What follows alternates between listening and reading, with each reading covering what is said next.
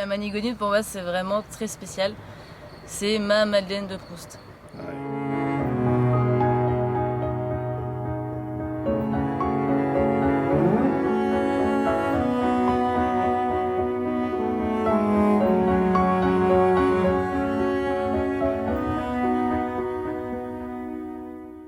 Chers amis, bien le bonjour, chers amis qui nous écoutez, qui nous regardez sur le site sopac.be, si on parlait cuisine ou alors sur notre chaîne YouTube, sur notre page Facebook. Aujourd'hui, point de recette encore avec Guy, mais nous avons une jeune personne, une personnalité qui s'appelle... Je m'appelle Flavie Calipel. Flavie. Bonjour Flavie. Bonjour Claude. Alors je suis vraiment ravi de vous recevoir dans cet épisode de mon podcast. Nous nous sommes connus il n'y a pas très longtemps. C'est vrai. Alors chers amis, c'était à la boutique de la fromagerie Paccard, où j'ai fait d'ailleurs un très bel épisode il y a quelques temps, vous pouvez le réécouter. Et on a discuté quelques instants avec Flavie et je me suis dit, cette jeune personne a des choses à dire.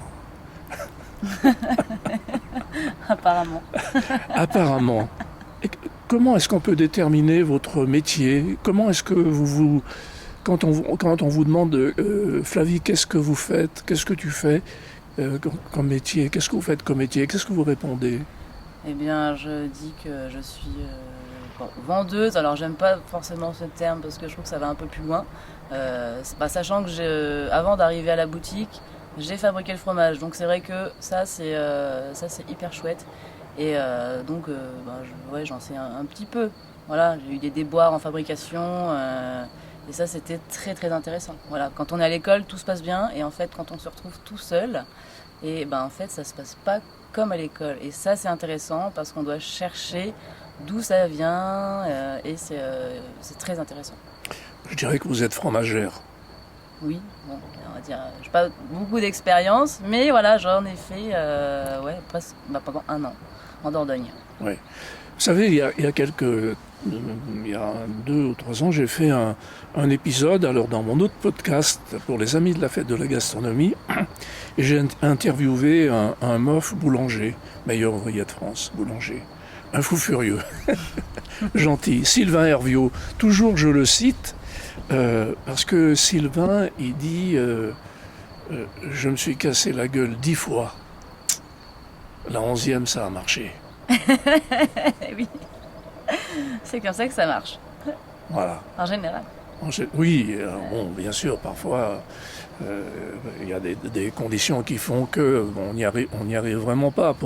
Mais ce qui veut dire que la volonté, la ténacité, trouver le bon environnement, bon, on y arrive. Expliquez-moi votre parcours, Flavie. Alors, mon parcours, waouh, c'est jamais facile parce que j'ai fait pas mal de choses. Alors, c'est ça qui m'intéresse. Je me perds un peu. Donc en fait j'ai fait une licence en langue étrangère. J'étais encore jeune là. Waouh, j'ai la vingtaine à peu près. Et voilà, j'ai fait une licence en langue en Normandie à l'université de Caen. Voilà, très belles années. Et en fait je me suis aperçue que j'avais choisi cette voie pour voyager. En fait. J'avais en première idée de faire prof d'espagnol et puis finalement je me suis dit oui, non, on va pas faire ça. Et je suis partie, j'ai toujours été intriguée par les saisons d'hiver à la montagne. Voilà, mes parents n'avaient pas les moyens de nous emmener au sport d'hiver et je me suis dit tiens, quand je finis mon diplôme, je pars faire une saison d'hiver pour voir ce que c'est. Voilà. Et je suis arrivée à Pras-sur-Arly, à côté de Megève, c'était une belle expérience. Voilà, j'ai pu faire du ski, ça c'était cool. Et puis après, je me suis dit, ce domaine, l'hôtellerie-restauration, me plaît, faire un diplôme là-dedans. Donc je retourne à l'école, je fais une licence pro, je pars en stage à l'étranger. Et puis en fait, le stage se passe pas très bien. Et en fait, je me suis dit, non, en fait, je ne veux plus travailler là-dedans. Voilà. J'ai envie de faire autre chose. Donc c'est pas facile, hein, on se dit tiens je veux plus faire ça, mais Vous où étiez est-ce que parti je vais? où à l'étranger? J'ai fait plusieurs fois l'Espagne, je suis allée sur l'île de White, voilà, en dessous de Portsmouth. Voilà. Surtout, j'ai voulu partir en Angleterre pour parfaire mon anglais, parce que je me suis dit, j'ai eu ma licence, ok, mais mon niveau d'anglais, il est quand même pas dingue, hein. Donc on va partir là-bas. Et en fait, finalement, j'avais une coloc et collègue espagnole, Piku Fernandez. Excellente cette petite. Et je m'étais dit, avant d'y aller, j'espère qu'elle a un bon niveau d'anglais, comme ça elle va pouvoir m'aider. Finalement, j'arrive là-bas, premier jour de travail, la responsable de l'hôtel nous explique, et là je vois le regard de Piku qui me regarde, et je m'aperçois qu'elle comprend rien. Et en fait, pendant une semaine, j'ai dû traduire en espagnol ce que du coup la directrice expliquait. Alors là, je me suis dit, bon, bah en fait, je crois que c'est moi qui veux faire la prof plutôt. Et on a rencontré des Espagnols sur l'île. Et finalement, ben voilà, la semaine au boulot, je parlais un petit peu anglais. Mais tout le reste du temps, je parlais espagnol. Je crois que j'ai plus amélioré mon espagnol en Angleterre que mon anglais. Mais c'est pas grave, c'était super. Alors, qu'est-ce qui nous a pas plu dans ces métiers de la restauration? C'est les horaires.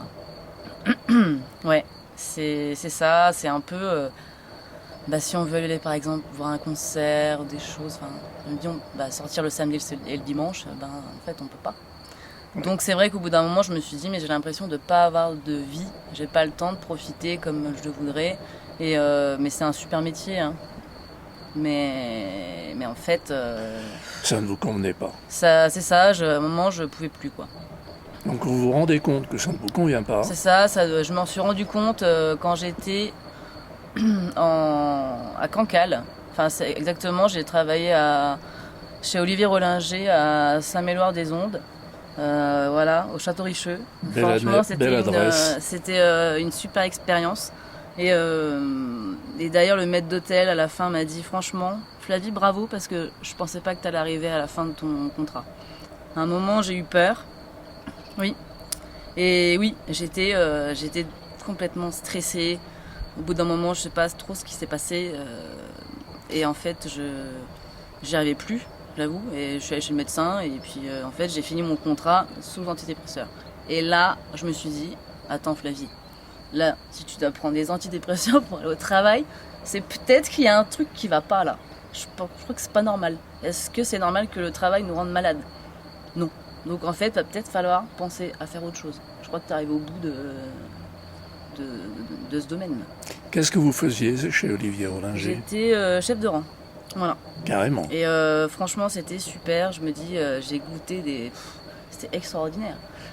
Vous n'aviez pas fait d'études spécialement pour... si. J'avais fait la licence pro. Oui, si, vous avez fait la licence pro. Mais oui, voilà, j'ai eu l'occasion de goûter des choses formidables. Voilà, vraiment. La cuisine d'Olivier Rollinger, quoi. Waouh. Hein. Et puis c'est ça, la boutique d'épices. À la fin de mon contrat, il n'y avait plus trop de travail, donc en fait, j'avais fait quelques jours justement. La boutique à Saint-Malo? Non, c'était à Cancale. Il y a la petite, il a une petite boutique, donc il y a la fabrication des mélanges d'épices, tout ça. Donc j'avais passé quelques jours là-bas. Ouais. Et puis il y a la petite boutique où justement on peut trouver le Paris-Cancale. Alors le Paris-Cancale, c'est le Paris-Brest revisité. Oh, alors ça, j'en ai mangé, à me faire mal au ventre.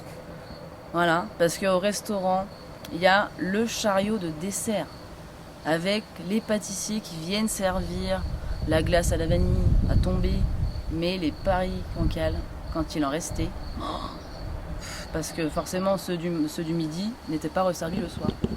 Et ça, je me suis cassé le ventre. Donc en fait, ce rôle de premier rang, vous aimiez bien? J'aimais bien.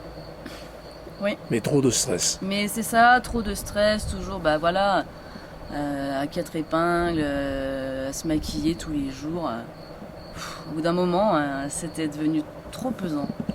Voilà, on n'avait pas le droit, c'est ça, je me dis, si on faisait un peu la fête le soir, le lendemain, on se dit, mais ça marche pas en fait. Ouais. Et c'est vrai qu'on avait besoin de décompresser, mais en fait, finalement, ouais, il faut quand même, il y a quand même une image. Ben voilà, on n'est pas chez Courte Paille, quoi. Donc, Exactement, on n'est pas à la cantine. Non, mais vous avez euh, raison de le dire. et c'était en tout cas une magnifique expérience. Ouais. Voilà, belle équipe, très pro, et oui, et des saveurs, voilà, découvertes, le palais, là, waouh, ça explose, quoi. Qu'est-ce que vous avez retenu, si vous avez retenu quelque chose de ce passage chez Olivier Rollinger? Bah, ça m'a donné le goût, je me dis, en fait, je préfère aller au restaurant finalement 3 fois par an, mais je fais un bon restaurant plutôt que d'en faire 20, 30. Voilà, ça vaut le coup d'attendre pour aller dans des bons restaurants, dans des étoilés, voilà, semi-gastro. Ça vaut vraiment la peine parce que c'est totalement autre chose, quoi. Voilà. On est dans un autre monde. C'est... Est-ce que ça vous a amené des compétences, des qualités que vous ne soupçonniez pas chez vous? Alors c'est vrai que j'étais assez timide et il y a ce truc, bah en fait quand on arrive en salle, bah en fait c'est comme arriver sur une scène de théâtre. Voilà, on a mis notre costume, hop, et puis que ça, même si on est tracassé, que oui ça va pas avec le copain, je sais pas quoi, hop, on met son costume, on oublie tout, et puis le but c'est ben voilà que le client il soit content et qu'on soit fier justement de pouvoir présenter des plats aussi exceptionnels. Voilà. Est-ce que vous aviez la conscience que ce que vous vous présentiez au client, le contenu de l'assiette était exceptionnel? Oui. Voilà. Oui. Mais par contre j'ai le souvenir, il y avait le turbo à la truffe où on arrivait avec la cloche. Et j'avoue que j'ai un peu de mal avec la truffe. Et à chaque fois, waouh. Et puis ça a embaumé la salle. J'étais contente quand on a changé de menu, j'étais contente parce que en fait j'aime pas du tout cette odeur. Voilà. Mais les gens adorent la truffe. Voilà. Pareil, là c'est ça, je me dis. On fait pas mal ça, des fromages à la truffe. Alors moi, franchement, j'ai un peu de mal. J'ai un peu de mal avec tous ces fromages aromatisés. Je me dis que s'il est assez bon, il n'y a pas besoin de mettre des trucs dedans. Je suis de votre avis. Voilà. Alors, je suis un peu surpris qu'Olivier Rollinger ait fait des turbos, qu'il ait mis turbo à la truffe, parce que le turbo, ça a une chair exceptionnellement fine, associée avec de la truffe. Bon, j'avoue que je ne connais pas, je n'ai jamais essayé, je ne peux pas dire. Cette association me surprend un petit peu. Bon, très bien. Et est-ce que tout ce que vous avez appris vous a aidé dans votre métier d'aujourd'hui? Bah évidemment. Oui. Et ça, c'est que ça m'a ouvert, c'est ça, l'esprit sur les choses de qualité. Vraiment. Ça, c'est important. Là, la qualité, le local, vraiment, oui, ça m'a vraiment ouvert l'esprit là-dessus. Comment est-ce que vous êtes arrivé dans le fromage après l'épisode Rollinger? Alors, je suis arrivée au fromage un peu par hasard. Jamais j'aurais imaginé devenir fromagère. Alors, attendez, avant de continuer, ça veut dire que vous aviez d'autres idées en partant de chez Rollinger? Oui, j'avais envie de travailler avec, c'est ça, j'avais l'idée de peut-être faire maraîchère, ou, voilà, je voulais travailler, voilà, des produits. Avec vos mains? Ouais, j'avais envie c'est ça, exactement. J'aimais trop en fait quand il y avait les producteurs qui amenaient leurs produits au restaurant. Oh, je me suis dit, mais tu dois être tellement fier d'amener tes produits qui vont être travaillés après, que ça finit dans les assiettes avec ça. Mélange de saveurs qu'on ne soupçonne même pas en fait. Et franchement ouais, je me suis mise à la place des producteurs et je me suis dit on doit être vraiment très fiers. Ouais, voilà. Mais cela dit, c'est pas ce que vous avez fait. C'est pas ce que... Alors non, c'est pas... juste après là, je sais même plus trop ce que j'ai fait. Vous arrivez en Haute-Savoie. Après, oui, c'est ça, il s'est passé un petit temps quand même avant. Si, je me suis retrouvée donc. Alors c'était je me suis retrouvée en Dordogne. C'était 4 jours avant le confinement. Je suis partie pour faire un peu découverte de l'élevage et du fromage. Je suis arrivée dans une petite ferme, cette petite ferme à l'ancienne. Bon, la dame vivait principalement de la location de ses gîtes. Mais voilà, Brigitte Michal, extraordinaire. D'ailleurs, elle est d'ici, Brigitte Michal. Voilà. Et elle a sa petite ferme en Dordogne, et avec ses 12 chèvres, une vache. C'est une Normande, là, d'ailleurs. Elle s'appelle Sauvage. Bon, elle est morte.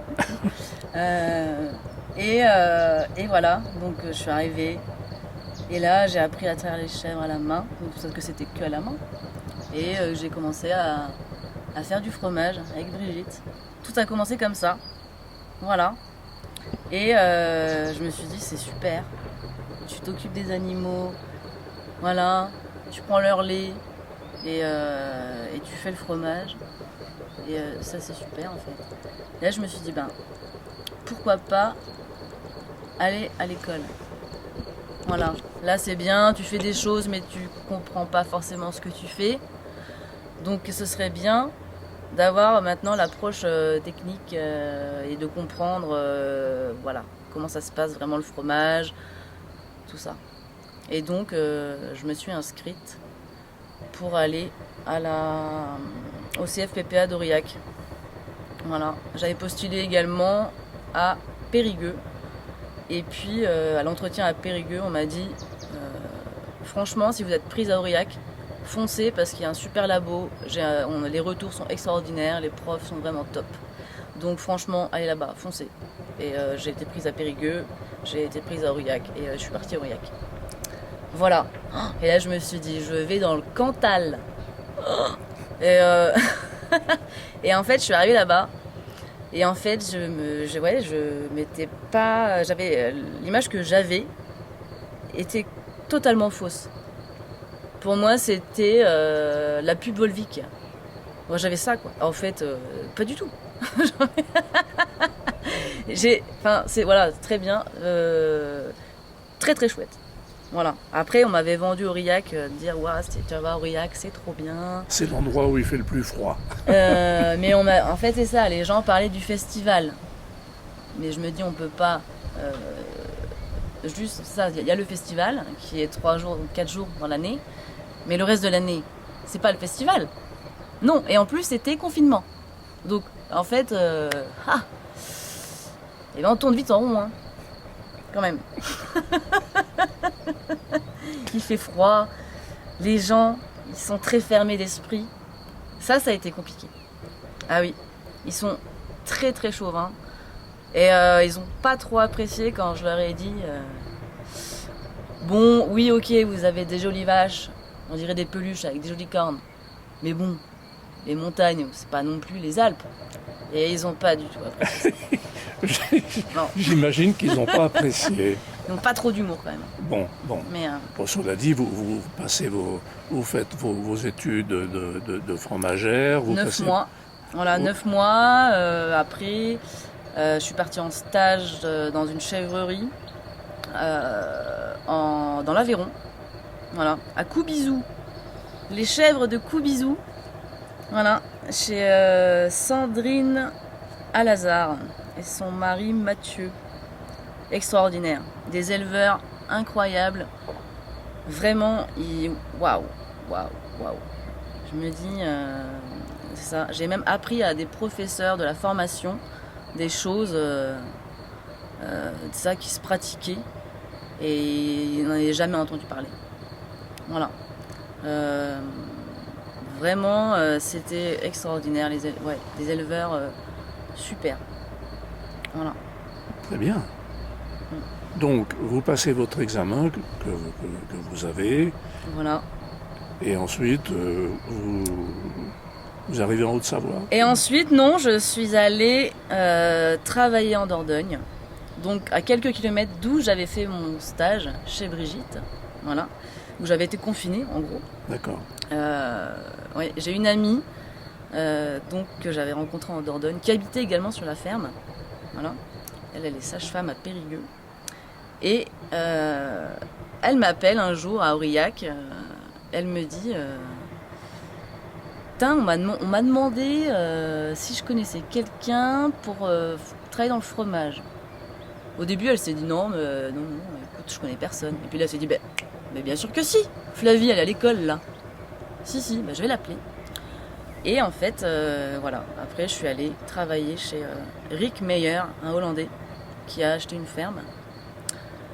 Et donc, lui, voilà, Hollandais, donc fabrication principale du Gouda. Ah oui, Gouda.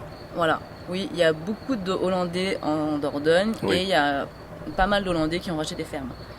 Et oui, ils font du Gouda. Pourquoi pas?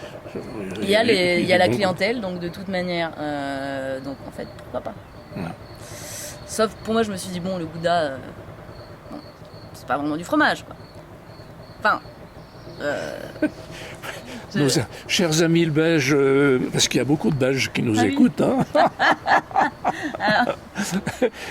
Alors j'ai eu l'occasion de goûter du Gouda avec mon ami Guy, qui est cuisinier. Hein, je suis allé en Belgique, on a fait une semaine, on a fait plein de découvertes. Il y a du très bon Gouda quand même. Oui, je ne doute pas. Le Gouda vieux aussi, j'aime bien. Ah bon, voilà. Quand il y a les cristaux. Bon, chers amis, on est sauvés. Flavie aime le Gouda avec les cristaux, évidemment. Voilà, il est vieux. Ça passe très bien. Donc c'est bon. Donc vous n'avez pas fabriqué de Gouda? J'en ai fabriqué, si. Un petit peu? Si, il y avait du nature, à l'ortie, il y avait quoi d'autre? Il y avait je ne sais combien de sortes. Voilà, et on faisait aussi au lait de chèvre et au lait de brebis. Donc le lait de vache et de chèvre, il allait le chercher dans 2 fermes qui étaient à 4 km de la ferme. Et le brebis venait d'Aveyron. Une fois par mois, on était livré en lait de brebis et donc voilà. Et ça, c'était assez stressant, la fabrication du lait de brebis, parce que ça coûte très cher. Voilà. Et puis, donc, il fallait pas se planter. C'était, je sentais, il y avait une tension à chaque fois. Faut pas faire n'importe quoi, parce que, la cuve, là, si on se foire, ça fait pas mal de litres et ça va coûter très très cher. Ouais. Donc, mais j'ai eu l'occasion extraordinaire et je souhaite ça à tout élève qui sort de l'école, c'est qu'on donne l'opportunité de créer son fromage. Voilà. Développez, s'il vous plaît. En fait, Rick, il m'a dit, moi j'adore innover. Ma femme, quand elle était là, elle voulait pas du tout innover. Elle disait non, mais on reste comme ça, c'est très bien, ça marche, on change rien. Lui, il a toujours adoré innover. Auparavant, il avait une brasserie avec des amis. Et voilà, il adore faire des nouveaux trucs. Donc là, il me dit, est-ce que tu as envie de faire un fromage? Je lui ai dit oui. Qu'est-ce que tu veux faire? Il m'a dit, j'ai dit, j'adore le Saint-Félicien et le Saint-Marcelin. Voilà. Donc je vais essayer de faire un truc un peu comme ça. Il me dit, ok, ça marche. Qu'est-ce qu'il te faut? J'ai fait une liste du Père Noël. Et là, pour la première fois, j'ai eu tout ce qu'il y avait sur la liste. Et il m'a dit, écoute, voilà, maintenant, voilà, t'as tout. Débrouille-toi, parce que moi, je ne connais pas. Je te laisse faire. Je te fais confiance. Et là, ça ne se passe pas comme à l'école. Non, sinon c'est pas drôle. Il n'y a pas de challenge. Et voilà, et j'avais l'occasion de fabriquer seulement une fois par semaine. Et il a fallu plusieurs mois pour que ce soit commercialisable, parce qu'il y avait des défauts.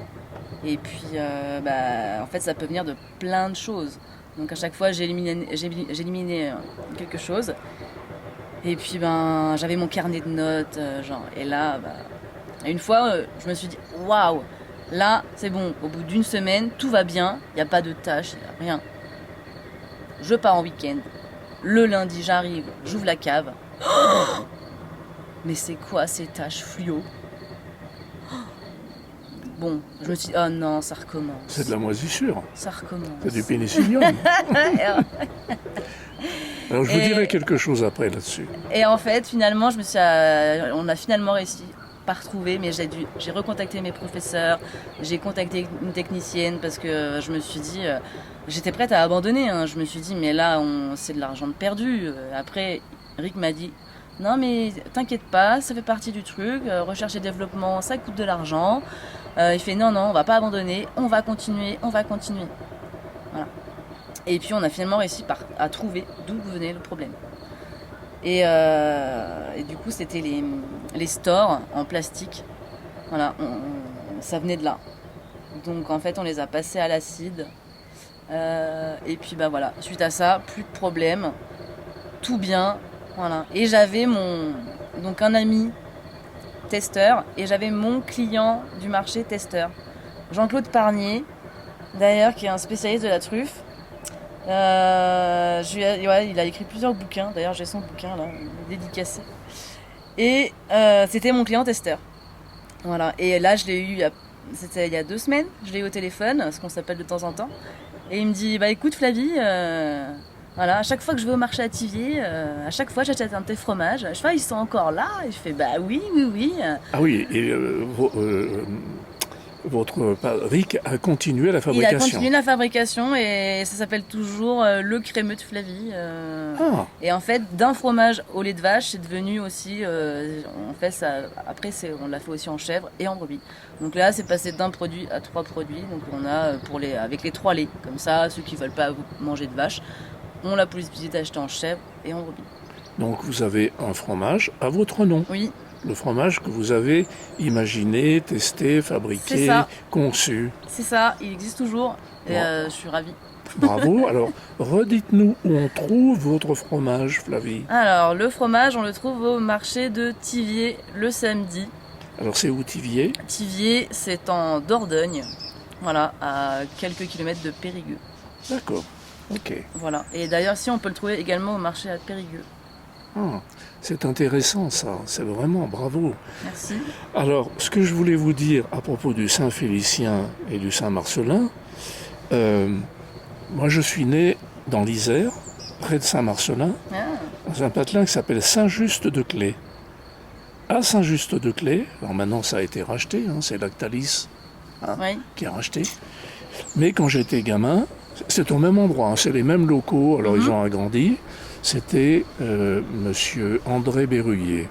C'était un fou furieux. D'accord.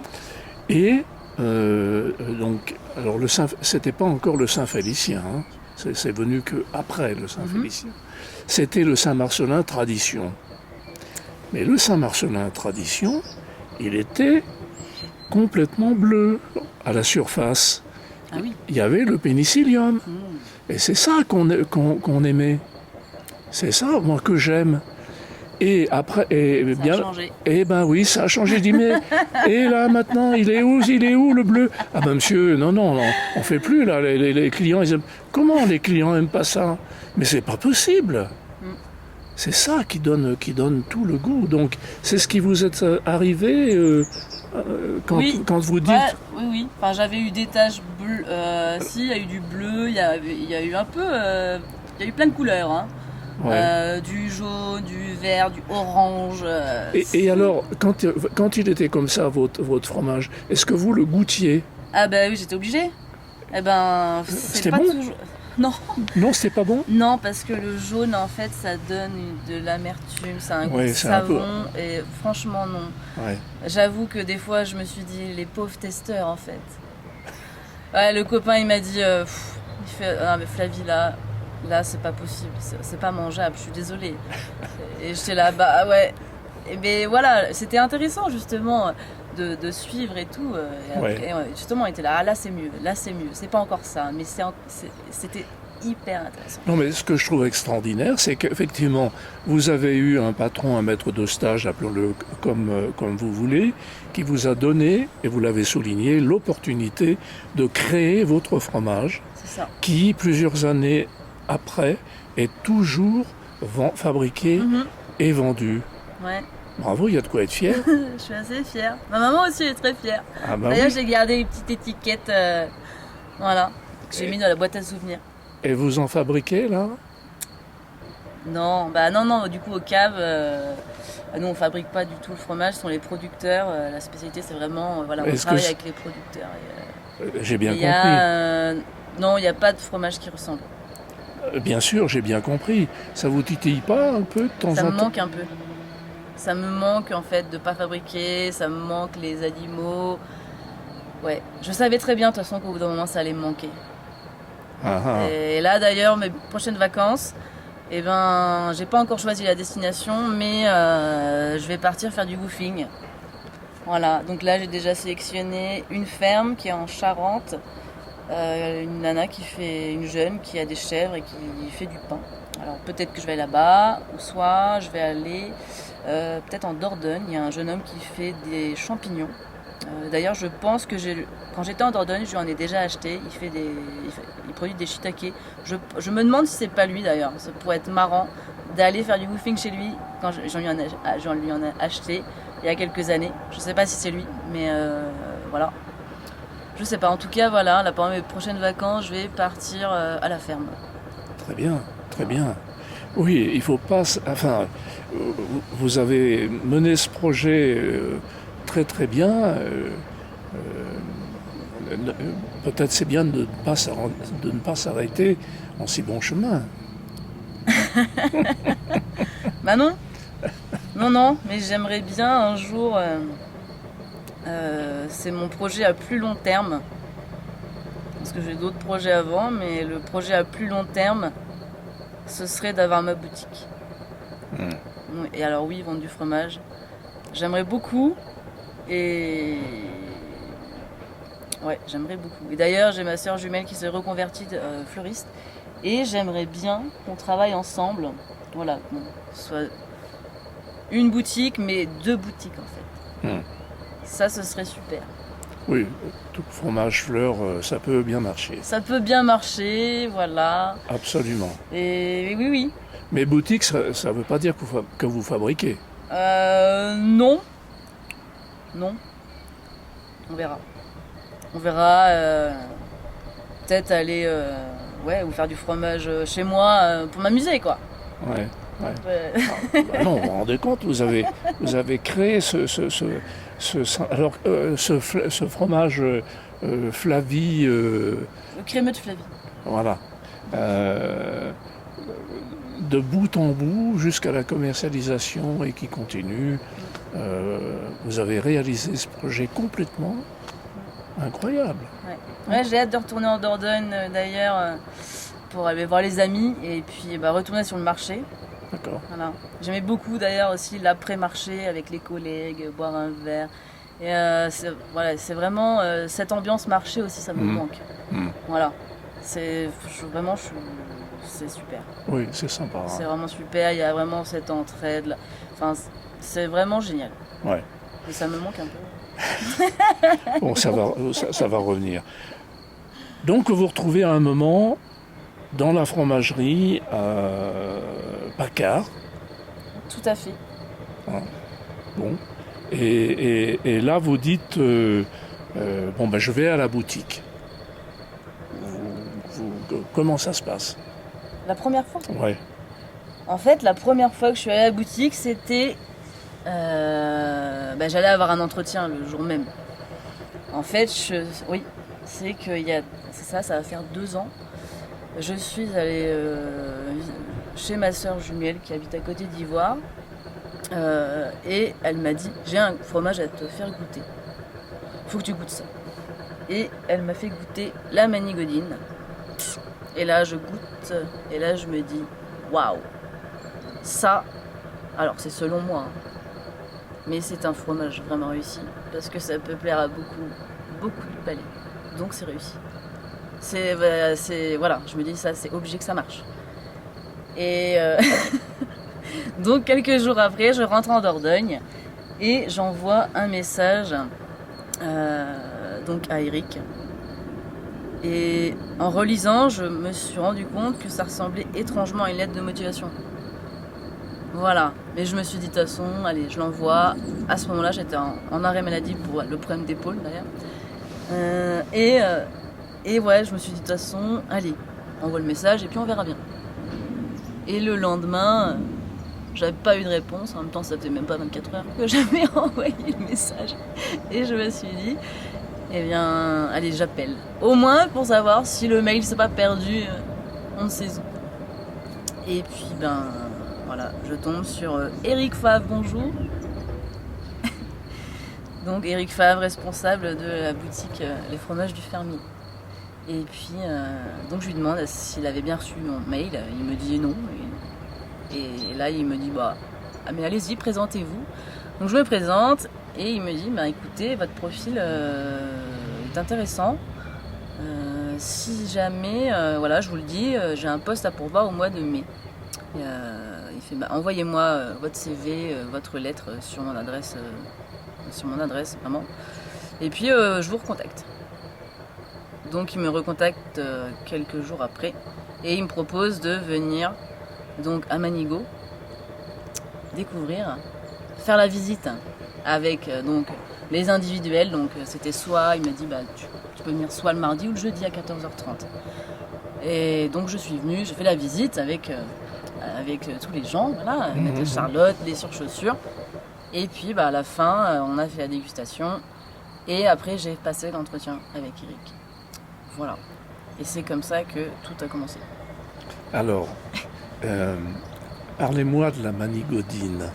Alors, la Manigodine. Et des souvenirs. Ouais, la Manigodine, pour moi, c'est vraiment très spécial. C'est ma Madeleine de Proust. Ouais. Quand je l'ai goûté, j'ai trouvé ça vraiment très bon. Et quand je l'ai regoûté, là, j'ai compris pourquoi elle m'avait tant interpellée. C'est qu'elle m'a... Ouais, j'ai pris la machine à remonter le temps. Et là, j'étais chez ma grand-mère paternelle, Mamie Georgette. Et chaque début de mois, pour nous faire plaisir, pour faire plaisir à ses petites filles, elle allait à la boucherie acheter une andouille de vire. Véritable andouille de vire. Et là, c'est ça, ce goût fumé, boisé. C'est exactement la même odeur que quand elle déballait l'andouille. Et là, je me suis dit, ah oui, d'accord, c'est ça. Et c'est vrai que je raconte souvent cette histoire à la boutique. Et les gens, n'y croient pas. Ils disent, mais attendez, vous êtes en train de me dire que vous avez déménagé de Dordogne pour un fromage. Oui. Il fait, non, vous déconnez. Non, en fait. J'avoue, mes amis là-bas m'ont dit, mais tu serais pas un peu folle? Je fais, peut-être que si.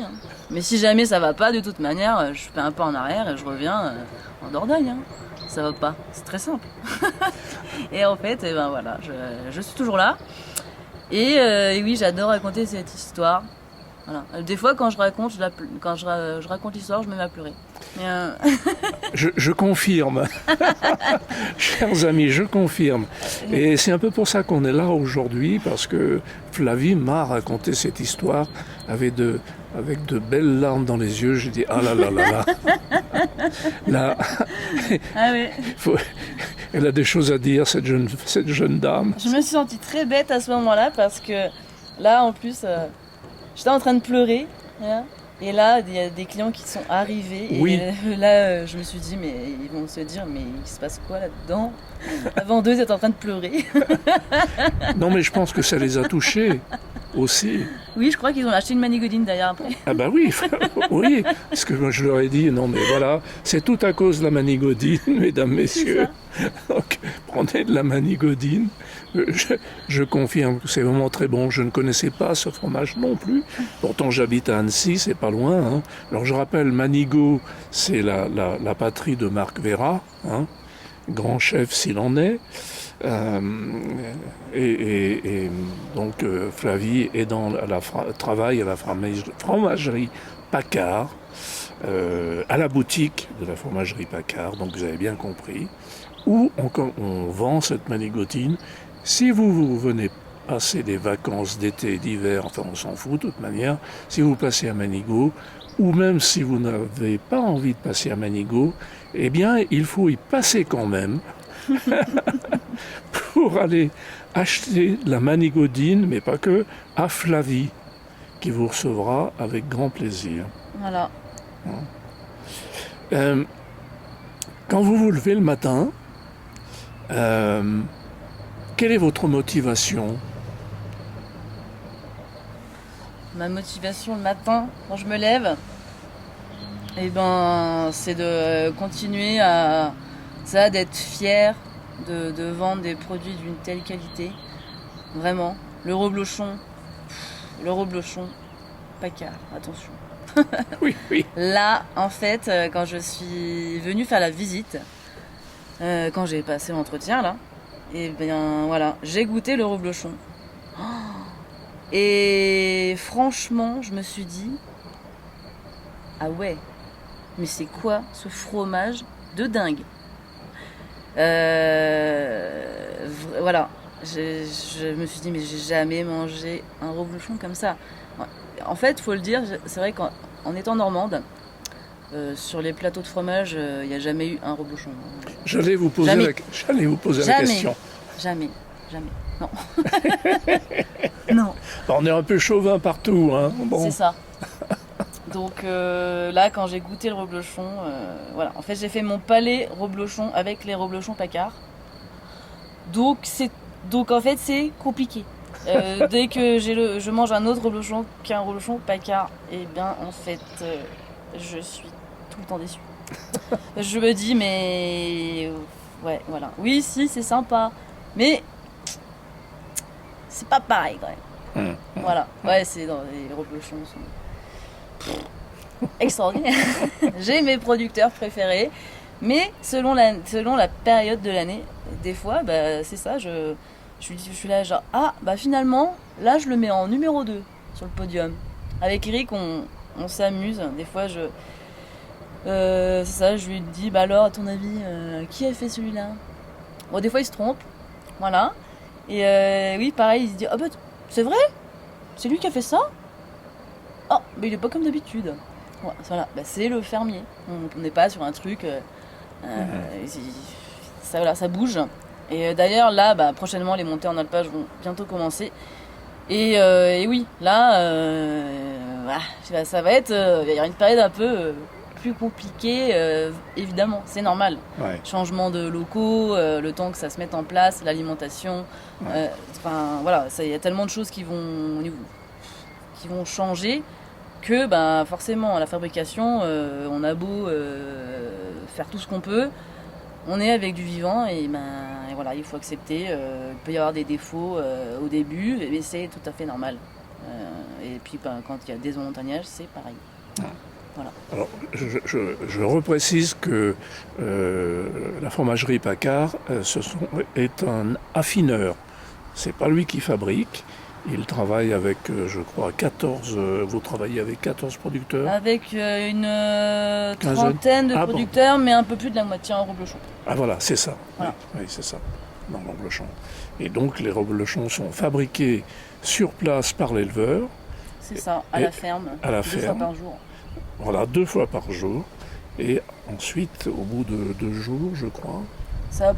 Les reblochons arrivent en général, ils ont 5-6 jours. Ah bon, d'accord, voilà. Fromage en blanc. Quoi. Ils arrivent dans la fromagerie Pacard pour être affinés. Alors, j'ai aussi visité les caves de la fromagerie Pacard. Ça vaut son pesant quand même. Hein.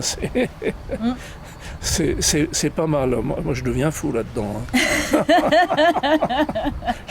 je comprends que vous ayez été happé par ce que ça dégage comme force, comme puissance, parce que là, on se rend compte, comme vous venez de le dire, que l'on est sur des produits vivants qui ont été faits avec des mains, des gens qui réfléchissent comment je vais faire, et surtout que selon, vous l'avez dit aussi, selon les producteurs, eh bien ça n'a pas le même goût. Pas du tout. Parce que la manière de faire est différente, parce que le versant où les bêtes vont brouter est différent, et donc il y a des tas de choses qui rentrent en ligne de compte. C'est ça, et même c'est ça à la même ferme. Si c'est Patrick ou si c'est Josiane qui fabrique, ce sera différent. Voilà, c'est chacun a sa patte, chacun a son truc. Je voyais en Dordogne, quand c'était moi qui fabriquais ou quand c'était mon patron, et on n'avait pas la même chose. Voilà, c'est ça qui est intéressant. Absolument. En fait, c'est comme en cuisine, quoi. C'est ça, c'est Hein, avec les mêmes ingrédients. exactement. On fait des choses très différentes selon sa personnalité. C'est pour ça que les métiers de bouche sont des métiers extraordinaires, parce que c'est un terrain de création, d'imagination absolument extraordinaire, quoi. C'est sans fin. Hein, oui, c'est absolument sans fin. Certes, c'est un peu fatigant, mais bon, je ne suis pas sûr de connaître des métiers qui ne soient pas fatigants, bon, sauf évidemment les problèmes d'horaire, bon, qui ont été un peu amendés quand même avec le confinement. Hein. Parce qu'effectivement, les gens ont dit, bon, maintenant ça va, on va plus bosser comme des marteaux, comme on a fait, et au salaire à laquelle vous nous les proposiez. Oui. Hein, donc voilà. Donc vos coups de cœur, c'est la Manigodine en numéro 1, le reblochon après, Oui. Le bleu de Termignon. Eh bien, le bleu de Termignon, c'est très amusant parce que hier, je me suis fait une sauce au bleu de Termignon avec des pâtes. Ah. J'avais jamais testé. Eh ben, c'est bien passé. Hein. Elle me dit ça avec... Là, j'avoue avec un air roublard. Je pense qu'il m'en reste et je pense que ce soir, je vais me refaire la même chose. Ah oui. Et moi, c'est un de mes fromages fétiches, le bleu de Termignon. Je deviens fou là sur le bleu de Termignon. Et en plus, bon, quand on sait que c'est un fromage qui est rare, il n'y a plus beaucoup de producteurs. Il n'y en a plus beaucoup. C'est un bleu qui n'a rien à voir avec les autres bleus. Non. Non, parce qu'il n'est pas piqué. Voilà. Donc le bleu est naturel. Donc alors là, on peut avoir des bleus de Termignon qui sont blancs. Oui. Mais ça a quand même le goût de bleu. Oui. Voilà. Donc oui, ça peut. Les gens des fois, ils sont là mais blancs. Mais oui, ça s'est pas développé. Mais ça a quand même le goût de bleu. Voilà. Après, ça sera moins fort, évidemment. Oui. Oui. Oui. C'est très intéressant. Oui.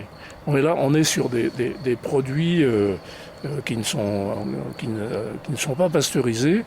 Donc, évidemment, c'est pas du fromage que l'on va trouver en grande surface ou cellophane. Hein. Ça, c'est... Ah non. Voilà, ça, c'est évident. Mais voilà, j'ai un faible absolument fou pour le bleu de Termignon. Et alors, figurez-vous que par ici, je n'en trouve pas, autour d'Annecy. Alors peut-être que si je vais chez les deux, chez Gay, il en a peut-être sans doute. Et alors une fois où j'étais chez un de mes fils à Libourne, sur le marché de Libourne, j'avise un fromager parce que je vois qu'il a du bleu de Termignon. Je dis, mais comment vous avez du bleu de Termignon? J'en trouve pas chez moi en Haute-Savoie. Alors il m'a expliqué qu'il connaissait une fabricante avec qui il était en relation. Je dis, bon, vous avez beaucoup de chance. Mais c'est vrai que ça peut avoir toutes sortes de couleurs, mais c'est toujours aussi extraordinaire. C'est un fromage qui a de la personnalité, on va dire. Complètement. Hein? Bon, et oui. On n'est D'ailleurs, pas... ouais, c'est le seul fromage que j'ai acheté quand je suis venue faire la visite. Voilà, j'ai ramené le bleu de Termignon en Dordogne, c'est le seul que j'ai ramené. Voilà. Pas la Manigodine. Non, je me suis dit, je connais pas du tout celui-ci, je vais ramener celui-là. Ah ouais. Et ouais. Non, c'est un fromage d'exception, parce que là, on prend avec tous les autres aussi, il y en a.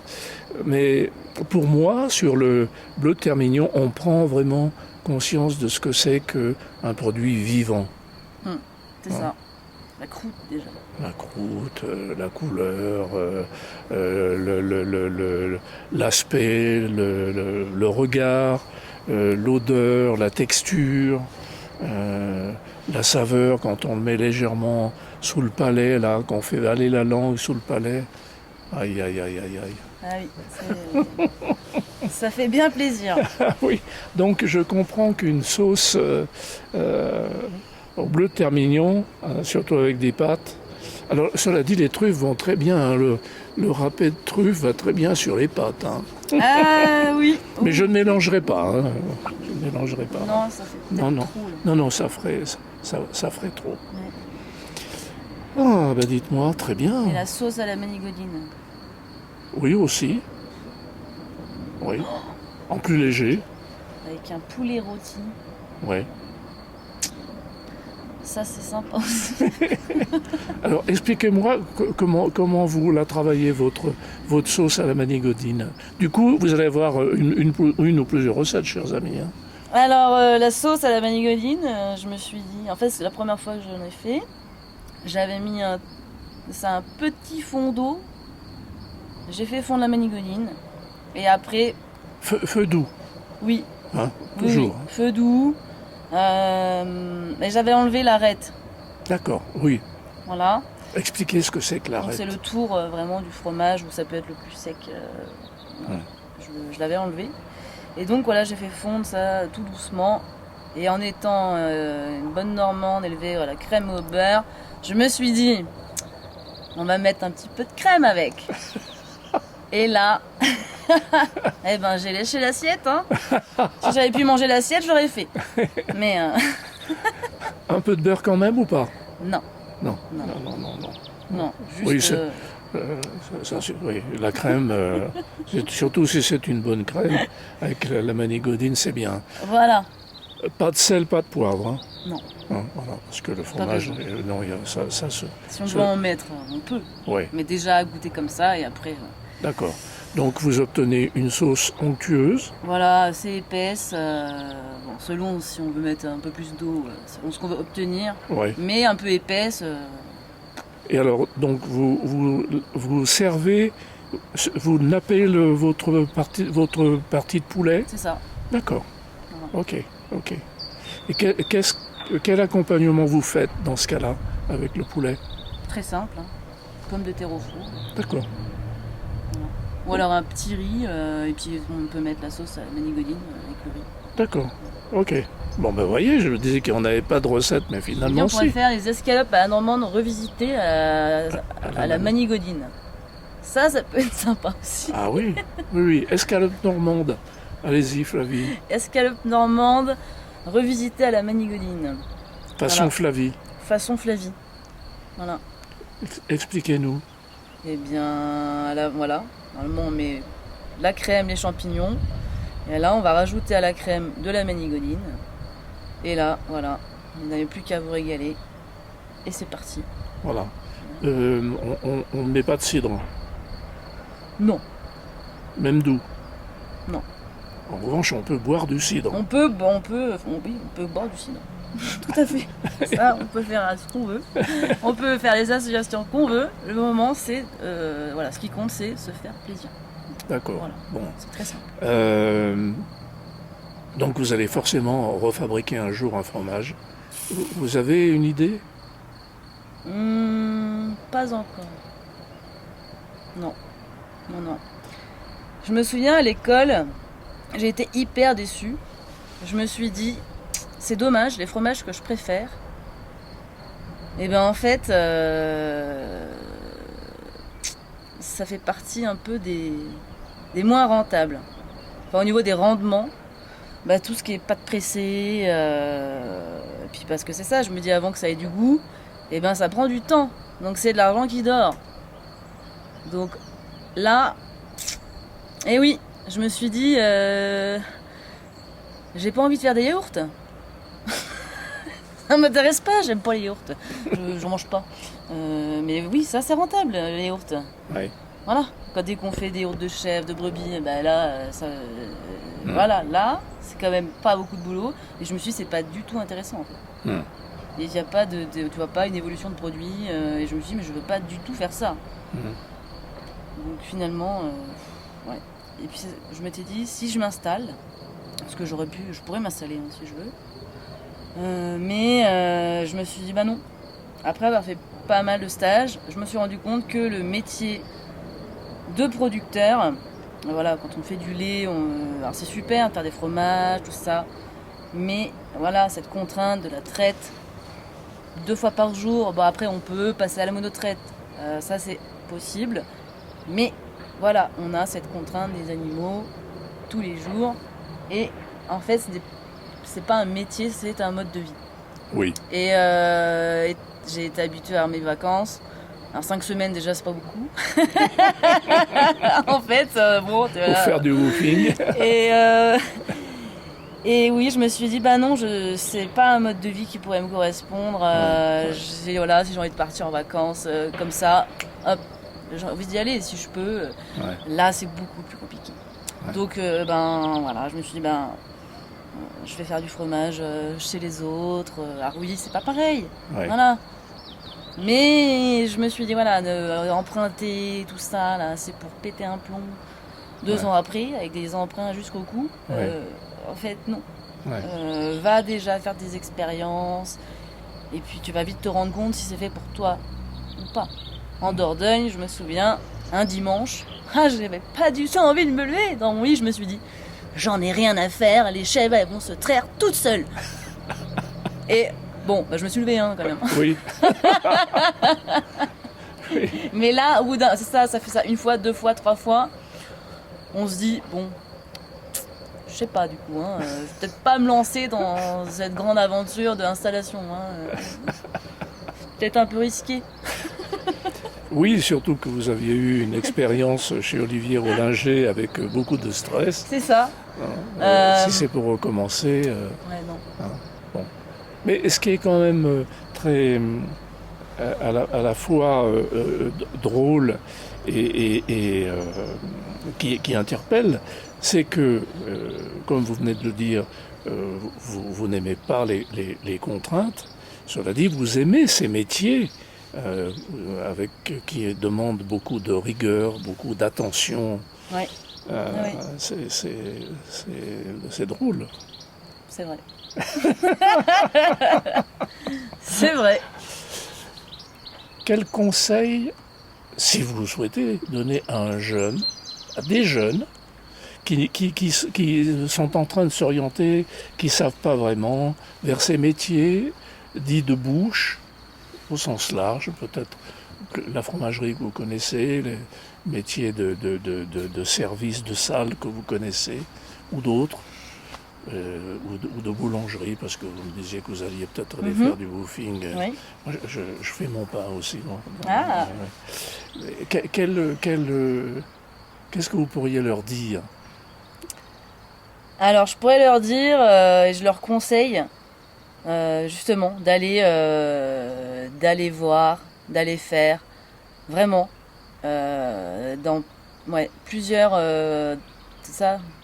dans des structures différentes pour un peu se rendre compte de ce qu'on aime. Et si on a cette ambition d'avoir son truc à soi, et voilà, on peut se rendre compte de ce qu'on a envie de faire.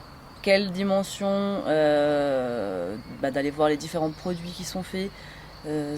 Ça, c'est vraiment une très bonne idée. Et vraiment, il faut faire ça. Il faut aller voir ailleurs. Et voilà. Aller partir, voyager, voir différentes manières de faire. Et puis après, on prend ce qu'on a envie. Et après, il faut voir aussi ce qui est faisable. Entre ce qu'on ce qu'on a envie et ce qui est faisable, où on s'installe, tout ça. Il faut prendre le temps de réfléchir. Et voilà, il faut y aller en tout cas. Il faut aller voir. Foncer, aller voir le monde. Vraiment. C'est ça, allez voir le monde. Flavie, fromagerie Pacard à Manigot. Passez lui faire un petit coucou et lui acheter de la manigodine, du reblochon, du bleu de Termignon. Chers amis, à très bientôt. Merci Flavie. Merci Claude. À bientôt. À bientôt.